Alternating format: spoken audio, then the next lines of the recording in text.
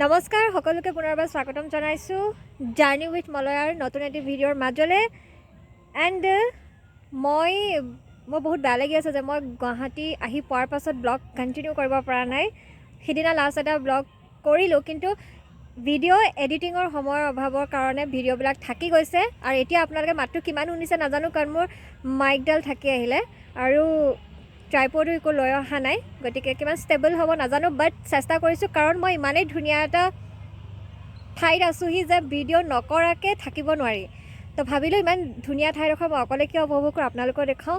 আৰু এয়া চবেই গম পাইছে মহাবাহু ব্ৰহ্মপুত্ৰ, আৰু মই আচলতে আছোঁহি পলাকবাৰী ঘাটত, মিৰ্জা পলাকবাৰী ঘাটত, যদি এড্ৰেছটো মোৰ ভুল হোৱা নাই। খুব ভাল লাগিছে, খুব শান্তিৰ এটা পৰিৱেশ, আবেলিৰ পৰিৱেশ, সূৰ্যোদয়ৰ সময় আৰু খুব ঠাণ্ডা পৰিৱেশ, খুব ভাল লাগিছে। আৰু এনেকুৱা ঠাই কোনে বেয়া পায়, খুব শান্তি। জীৱনত যিমানেই অশান্তি চলি থাকক বা মনটো আমাৰ যিমান বেয়া হৈ নাথাকক, এনেকুৱা কিছুমান ঠাইত সকলোৱে ভাল লাগে, নহয়নে? আৰু আচলতে প্ৰায় 2 বছৰৰ পাছত এনেকুৱা শান্তিৰ ঠাইত আহিছোঁ, একদম সঁচাকৈ ক'বলৈ গ'লে খুব ভাল লাগিছে। আৰু এই যোৱা 2 দিন মই গুৱাহাটীত আছোঁ যদিও মই সঁচা কথা কৈছোঁ, মই শুওঁতে গৈছে, খুব ভাগৰ লাগিছে। আচলতে এই 2 বছৰীয়া সময় যিখন তালিকা সেইখন সলনি হৈছে, জলবায়ু সলনি হৈছে আৰু মানুহবিলাকক লগ পাইছোঁ, মই শুওঁতে গৈছে। কালি অকণমান গুৱাহাটীৰ ফালে ওলাই গৈছিলোঁ টাউনৰ ফালে, কিন্তু তেনেকৈ ব্লগ কৰিব পৰা মোৰ মন নগ'ল, খুব আৱেগিক হৈ গৈছিলোঁ। একেবোৰ ঠাই প্ৰায় 2 বছৰ আগত যিমান আপোন যেন লাগিছিলে, এতিয়া সেই আপোন ঠাইবিলাকৰ ওচৰত আৱেগিক হৈ পৰিলোঁ, চ' ব্লগ কৰা নহ'ল। যি নহওক, আজি মোৰ গুৱাহাটী বা অসমত 3য়টো দিন, আৰু কাইলৈ মই যোৰহাটলৈ যাম। আৰু মই কথা দিছোঁ আপোনালোকক যিমানটো পাৰোঁ মই নেক্সট ব্লগবিলাক আপোনালোকক কণ্টিনিউ কৰিম। আৰু এতিয়া মোৰ লগত আজি পলাকবাৰী ঘাটত যিখিনিয়ে মই আপোনালোকক দেখুৱাব পাৰোঁ তেতিয়ালৈকে চাই থাকক, আৰু ভিডিঅ'টো শেষলৈকে চাব বুলি আশা কৰিলোঁ। আজি মোৰ লগত কোন আছে গম পাইছেনে? মই আপোনালোকক চিনাকি কৰি দিব পৰা নাই অসমলৈ আহি। এয়া হৈছে মোৰ ভাইটি, আৰু হাই হাই। আৰু বহুতে চিনি পায়, আৰু যিসকলে চিনি নাপায়, অঞ্জন বুঢ়াগোহাঁই। আৰু তাৰ মতে মই আছোঁ সেইকেইদিন, কাইলৈ যোৰহাটলৈ যাম। আৰু এই ধুনীয়া লোকেশ্যনটো মোক লৈ আহিছে মোৰ ভাইটিয়ে, চ' গোটেই ক্ৰেডিটটো তালৈ যায়। আৰু আপোনালোকক এতিয়া মই দেখাই যাম কি কৰোঁ। আমি আচলতে অকণমান ফটো মাৰিম বুলি আহিছোঁ আৰু অকণমান ঠাইখিনি উপভোগ কৰিম, তাৰ মাজে মাজে আপোনালোকক মই দেখুৱাই যাম, ঠিক আছে?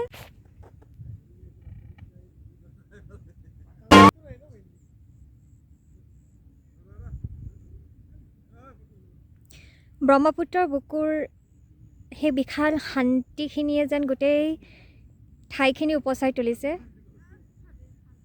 খুব ধুনীয়া এটা পৰিৱেশ, সন্ধিয়াৰ পৰিৱেশ। সেই তাতে নাৱৰীয়া এজন আছে, মই চেষ্টা কৰিম তেওঁৰ লগত কথা পাতিবলৈ।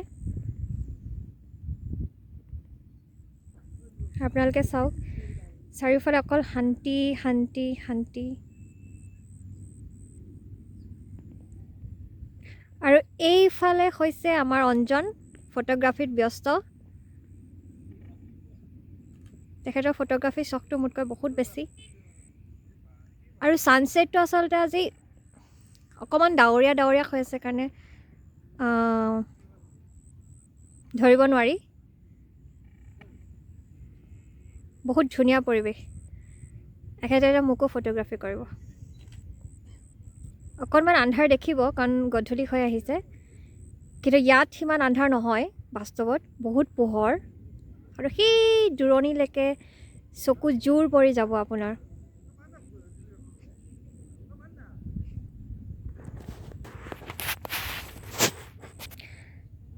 আৰু আচলতে এনেকুৱা ঠাই আপোনালোকে বহুত ঘূৰিয়ে ফুৰে, বহুত ওচৰে পাঁজৰে দেখে। মোৰ কাৰণে বহুত ব্যতিক্ৰম হৈছে, আৰু ব্যতিক্ৰম হ'বও। প্ৰায় 2 বছৰ এনেকুৱা পৰিৱেশৰ পৰা আঁতৰি আছিলোঁ। খুব হুলস্থুলীয়া যান জঁট, কামত ব্যস্ত হৈ থকা, সেইবিলাকৰ মাজত এনেকুৱা পৰিৱেশবিলাকে মোক খুব আকৰ্ষিত কৰে। মই বহুত বেছি মানে মই ব্লগ কৰি আছোঁ, বহুত বেছি হুলস্থুলতকৈ এইবিলাক বেছি মই ভাল পাওঁ, খুব ভাল লাগে। চ' তাক লেন্সখন সলাই দিওঁ, তাৰপাছত মই আকৌ কথা পাতি আছোঁ। আবেলিৰ সুন্দৰ পৰিৱেশটিৰ মাজত এগৰাকী সুন্দৰ ব্যক্তিত্বৰ গৰাকী। মই আপোনালোকক কৈছিলোঁ যদিহে তেখেত ব্যস্ত নাই বা তেখেতে আমনি নাপায়, মই আপোনালোকৰ লগত চিনাকি কৰাই দিম আৰু মই জানিবলৈ চেষ্টা কৰিম আচলতে ইমান সুন্দৰ এটা পৰিৱেশত তেখেত কিহত ব্যস্ত। গতিকে আমি পোনে পোনে তেখেতৰ লগত কথা পাতোঁ। নমস্কাৰ, আপোনাৰ নামটো? শ্ৰী কাৰ্তিক দাস। কাৰ্তিক দাস, আপুনি ইয়াত কিহত ব্যস্ত হৈ আছে, কি কৰি আছে? আমি মাছ ধৰি আছো। মাছ ধৰি আছে ন? মাছটো ব্যৱসায় হিচাপত ধৰা হয়? ব্যৱসায় হিচাপে ধৰা হয়। গতিকে এই ব্যৱসায়টোৰ লগত আপোনাৰ লগত কোন কোন জড়িত হৈ আছে? আমাৰ লগত আৰু ভাইটি আছে, সৰু ভাইটি আছে, আৰু খুৰা আছে, ভাগিন আছে। হয়, গতিকে তেখেতৰ পৰিয়ালটো স্বাৱলম্বী হৈছে বুলি ক'লে আমি ভুল কোৱা নহ'ব, জড়িত হৈ আছে পৰিয়ালৰ গোটেই কেইজন সদস্য। আমি এতিয়া জানিম আপোনালোকে কোনখিনি সময়ত মাছ ধৰে, মানে সময়বিলাক আছে? সময়বিলাক আমি ৰাতিপুৱা 10টা বজাৰ পৰা আবেলি 3টা বজা। তেখেতসকলে জানে আচলতে কোনখিনি সময়ত উপযুক্ত হয় মাছৰ বাবে, গতিকে তেওঁলোক ইয়াত মানে পাৰ্গত। মই জানিব বিচাৰিম যে আপোনালোকে কিমান বছৰৰ পৰা এই ব্যৱসায়টো কৰি আছে? 30 বছৰমান হ'ল। 30 বছৰ। জীৱনৰ এটা সোণালী যুগ তেওঁলোকে এই ব্যৱসায়টোৰ লগত জড়িত হৈ আছে, স্বাৱলম্বী হৈছে। গতিকে আজি পলাশবাৰীৰ এই ঠাইখিনিত আহি আমি ক'ব পাৰোঁ যে এই সুন্দৰ পৰিৱেশটোৱে অকল আমাক মনোৰঞ্জন বা শান্তি দিয়াই নহয়, একোটা পৰিয়াল স্বাৱলম্বী কৰি আছে। মই আপোনাৰ পৰা এতিয়া জানিব বিচাৰিম যে এই ব্যৱসায়টো জড়িত হ'বৰ কাৰণে আপুনি কেনেকৈ মানে আইডিয়া পালে, বা আপুনি এইবিলাক কৰি ভাল পাইছিল নেকি, বা কেনেকৈ আহিলে ব্যৱসায়টোৰ মাজলৈ?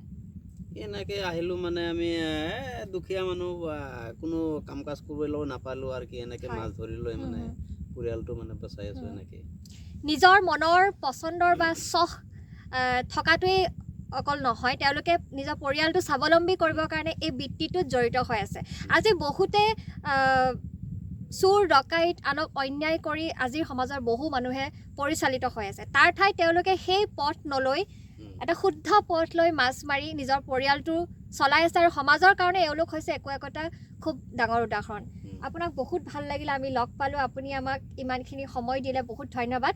আৰু মই শেষত আপোনাৰ পৰা জানিব বিচাৰিম যে আপোনালোকে এই বৃত্তিটো এতিয়া ৰাতি সময়তো ব্যস্ত থাকিব নিশ্চয়? ৰাতি সময়তো আৰু ব্যস্ত নাথাকোঁ আমি, ৰাতি ব্যস্ত। এতিয়া মই জানিব বিচাৰিম যে আপোনালোকৰ এই গোটেইখিনি ব্যক্তিগতভাৱে কৰি থাকে, কিবা চৰকাৰে কিবা সুবিধা বা কিবা এনেকুৱা কিবা আছেনে যিখিনি আপোনালোকক সুবিধা কৰি দিছে ইয়াত মাছ মাৰিবলৈ বা ব্যৱসায় বা বজাৰখন পাবৰ কাৰণে? আমাক মানে চৰকাৰেতো ইমান সুবিধা দিয়া নাই। আমি চৰকাৰে সুবিধা দিলেতো আমি এনেকৈ মাছ মাৰিবলৈ নাহিলোঁ হয়।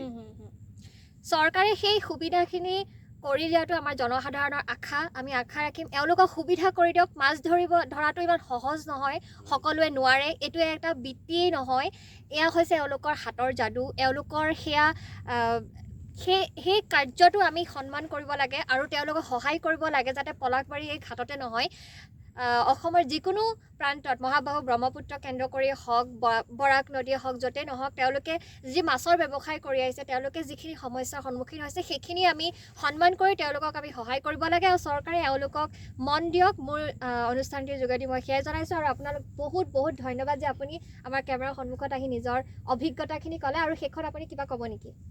নকওঁ আৰু কি ক'ম আৰু আমি। খুব ভাল লাগিলে, খুব সাধাৰণ। আচলতে মই তেখেতক যেতিয়া সুধিছিলোঁ আপুনি ক'ব নেকি, তেখেতে একেষাৰে কৈছিলে যে মই ক'ম, কিন্তু মই বেছি কথা ক'ব নাজানো। কিন্তু আজি তেখেতে খুব ধুনীয়াকৈ যিকেইটা আমি প্ৰশ্ন সুধিছোঁ খুব ধুনীয়াকৈ উত্তৰ দিলে, আৰু বহুত বহুত ধন্যবাদ। আৰু আগলৈ ভিডিঅ'টো চাই থাকক। আপোনালোকে দেখিলে তেখেতে কিমান সাধাৰণভাৱে ধুনীয়াকৈ বুজাই দিলে কি হয়। আচলতে এইসকল লোক জানেনে, খুব মানে মই ৰৈ লৈছোঁ বাৰু, তেওঁলোক এনেকুৱা হয় ন, মানে কোনো চৰকাৰেও তেওঁলোকক কেতিয়াবা গুৰুত্ব নিদিয়ে। আচলতে আমি বহুত উপেক্ষা কৰোঁ কিছুমান কথা, কিন্তু সঁচাকৈ কৈছোঁ তেওঁলোক বহুত সাধাৰণ মানুহ। অন্যায় নকৰাকৈ তেওঁলোক জীৱিকা নিৰ্বাহ কৰি আছে বুলি ক'লে ভুল কোৱা নহয়। আচলতে এওঁলোকক আমি সহায় কৰিব লাগে, খুব ধুনীয়াকৈ কথাবিলাক বুজাই দিব লাগে, তেওঁলোকে বুজি পায়। আৰু মোৰ ভাল লাগিলে, ধুনীয়া পৰিৱেশ। আৰু সেইটো চাওক, সেইটো আমাৰ দুন মানুহ। তাৰ মানে ইমান বেছি ফূৰ্তি লাগিছে। প্ৰথম কথাটো হৈছে ইয়ালৈ আহিবলৈ তাৰ বহুত উৎপাত, আৰু ফটোগ্ৰাফীত বহুত চখ, মই আপোনালোকক কৈছিলোঁৱেই। 2 নম্বৰ কথাটো হৈছে তাৰ অকণমান মনটো বেয়া লাগি আছে। কাইলৈ মই যামগৈ যোৰহাটলৈ, আৰু সি এবাৰ মোৰ লগত যোৰহাটলৈ যাব নোৱাৰে, কাৰণ তাৰ কলেজৰ ষ্টুডেণ্টছবিলাকৰ এক্সাম আছে। চ' তাৰ মানে এটা মন আছিলে যে মোৰ কেমেৰাটো লৈ কেতিয়াকৈ সি ফটোগ্ৰাফী কৰিব, আৰু সেয়া তাৰ এতিয়া চখ পূৰণ কৰি আছে। তো অকণমান ভিউটো চাওঁ আৰু যাওঁগৈ, গধূলি যিহেতু হৈ আহিছে, আৰু মোৰ অকণমান বজাৰ কৰিবলৈ মন আছে। ইয়াতে শুনিছোঁ যিহেতু শুৱালকুছিৰ ওচৰতে হয়, বহুত ধুনীয়া ধুনীয়া চাদৰ মেখেলা পায়। আৰু আমাৰ ছোৱালীবিলাকৰতো জানেই আপোনালোকে চখবিলাক, হায়দৰাবাদততো নাপাওঁৱেই, গতিকে দুযোৰমান পাওঁ নেকি লৈ যাম। আৰু ভাইটিৰ ভাগৰ পৰিয়াল এটা আছে ইয়াতে, খুব নিজৰ নিচিনা, তাহাঁতৰ ঘৰলৈ নিমন্ত্ৰণ আছে। গতিকে ইয়াত বহুত দেৰি নকৰোঁ, আপোনালোকক আৰু এবাৰ মই ভিউটো দেখুৱাওঁ। বহুত ধুনীয়া এটা পৰিৱেশ, সঁচাকৈ কৈছোঁ। আপুনি যিমান অশান্তিত নাথাকক, যিমান আপোনাৰ মনটো বেয়া হৈ নাথাকক, মুড অফ হৈ থাকক, কিবা হৈ থাকক, এক্সাম্পল মই এনেকুৱা পৰিৱেশবিলাকত আহি আপোনালোকে বহুত শান্তি পাব। আৰু ভিডিঅ'টো আজি দীঘলীয়া নকৰোঁ, ইমানতে সামৰোঁ।